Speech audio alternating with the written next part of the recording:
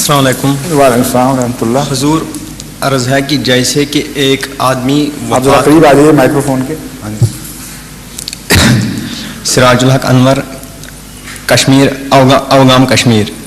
حضور عرض ہے کہ جیسے کہ ایک شخص وفات پا گئے تو کچھ افراد اس کے جو کہ اس کے مطلب عزیز رفیق تھے اس کی میت لے کر قبرستان کی طرف جا رہے ہیں، لیکن وہ سبھی نمازی جنازہ کیا ہے اس سے بے خبر ہیں اور قبر وغیرہ جو اسلامی شرائط ہیں وہ ان سے پوری طرح واقف نہیں ہے. اب وہ جس کی میت لے رہے ہیں وہ حضرت مسیح موعود مہدی موعود علیہ الصلوۃ والسلام کے منکر ہیں اور وہ ہم سے ملتے ہیں بھائی اس کا جنازہ آپ پڑھائیں. اس صورت میں ہم کیا کر سکتے ہیں؟ آپ جانتے ہیں کہ جس کی میت ہے وہ مسیح موعود علیہ السلام کا منکر ہے. جی ہے ہاں. اس کے پیچھے آپ اس کی نماز آپ نہیں پڑھائیں گے؟ ہاں مطلب ہمارا بھی واضح بات ہے. اس میں پوچھنے والی بات کیا ہے؟ نہیں میں اس لیے یہ پوچھ رہا ہوں کہ وہ بھی ابھی مطلب انجان ہیں، ان کو پتہ ہی نہیں ہے، لیکن وہ تو منکر ہیں.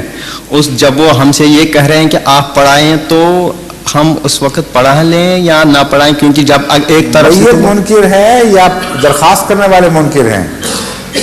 وہ درخواست کرنے والے بھی وہی ہیں کیونکہ وہ بے خبر بھی ہیں اور وہ جو بے خبر ہوں جو بھی ہوں، جو خدا تعالیٰ کے مقرر کردہ امام کو تسلیم نہیں کرتا اس کی نماز جنازہ آپ پر نہ فرض ہے نہ جائز ہے. اس لیے کہ ان کے نزدیک آپ ایک ایسے امام کے متبع ہیں جو جھوٹا ہے، جس نے خدا تعالیٰ پر بہتان باندھا. وہ ان لفظوں میں کہیں یا نہ کہیں، جب اس کو مانا نہیں تو یہی طبی نتیجہ نکلتا ہے. جی حضور. تو سوال یہ ہے کہ جو شخص خدا کے قائم کردہ امام کو جھوٹا، فسادی اور بہتان باندھنے والا مانے، وہ اگر ان کا جنازہ پڑھتا بھی ہے تو وہ جنازہ ان کا ہوگا ہی نہیں، وہ جنازہ ان کے کسی کام کا نہیں. جی. اس لیے ان کا فائدہ اسی میں ہے کہ آپ کا جنازہ نہ پڑھیں.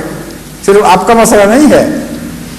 ایک ایسا شخص جن کے جو ان کے نزدیک ایک ملحد، ایک کافر، ایک بے دین، ایک مفتری کا مرید ہے، اس کو وہ درخواست کرتے ہیں کہ تم ہمارے مسلمان بھائی کا جنازہ پڑھ دو. جہالت کی حد ہے. آپ ان کو سمجھائیں کہ بھئی میں ان کا ماننے والا ہوں جن کو تم ملحد کہتے ہو، تو میری نماز جنازہ کس طرح جائز ہو جائے گی تمہارے لیے؟ سمجھے ہیں؟ جی جی حضور. یہی سمجھانا چاہیے.